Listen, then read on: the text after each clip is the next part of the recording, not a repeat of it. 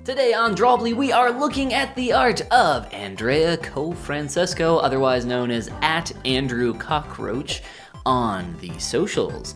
We are going to do our thing that we do every week, which is look at an artist and try to pull some ideas of what we can take from them and inject into our own art. Typically, we pick like one thing each, and the whole idea here is to slow things down and get away from the humdrum of just scrolling so quickly past everything on the internet. So let's just start from the beginning and just scroll through a few of these real quick. Some of these are a little more on the sexy side, so we'll go through some of those maybe a little more quick so YouTube doesn't completely delete our channel. So is a lot of art by modern artists on the internet, so we'll have to look at some of this if we're going to review all the best modern artists today. Of course, yeah. So obviously extremely stylized, more towards anime, and in particular more towards the style of Dragon Ball. There's like an alien biting his butt Oh my gosh. or a fish or something, which is amazing. So very like Dragon Ball inspired in terms of proportions for those familiar with the DB and the Z. A couple things that I really like about their style in particular is the way that they create the proportions for their face.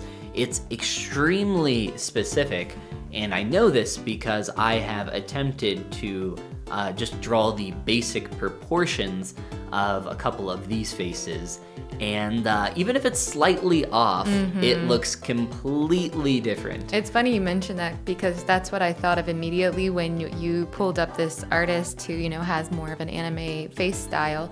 How much an anime face depends on the most exact proportions to Just look minuscule. good. Oh, this is so cool. From Love, Death, and Robots. I love that.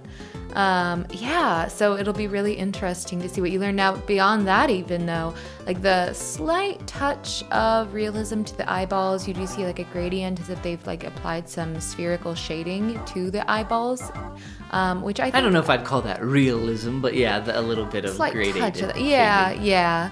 More than cell shading or flat color per se. I love their hatch work too.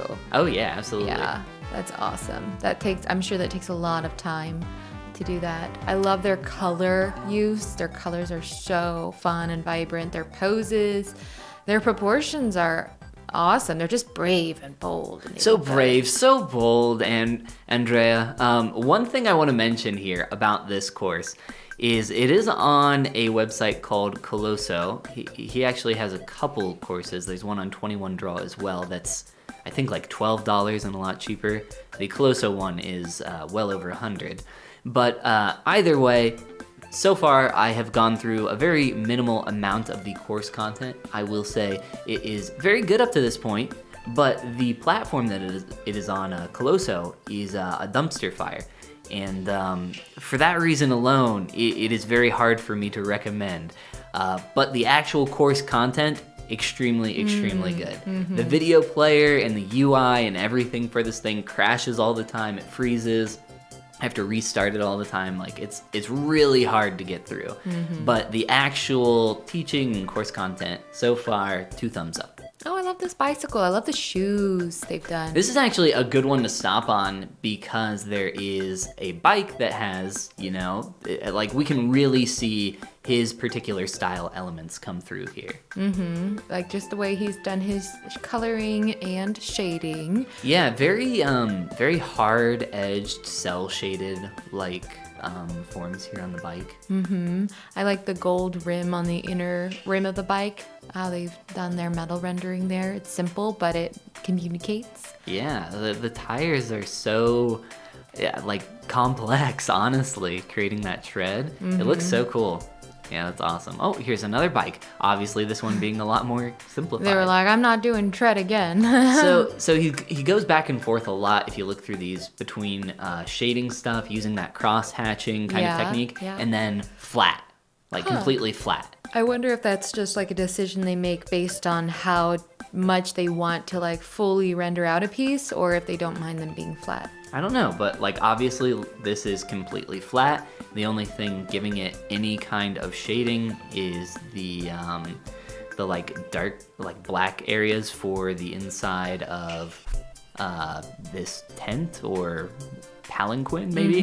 The back of the tire, some heavier line weight underneath a couple areas like the arms.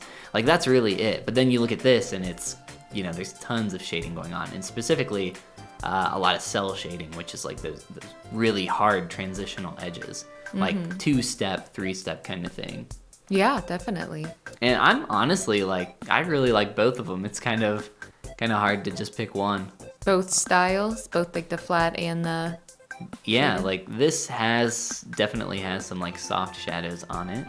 Very cool stuff. Ooh, the coloring in this one is really cool. Where they splashed the shadow across the body and still like brought those tones in. I really like that choice. Yeah, same thing. Ooh, yeah, very cool. Very cool.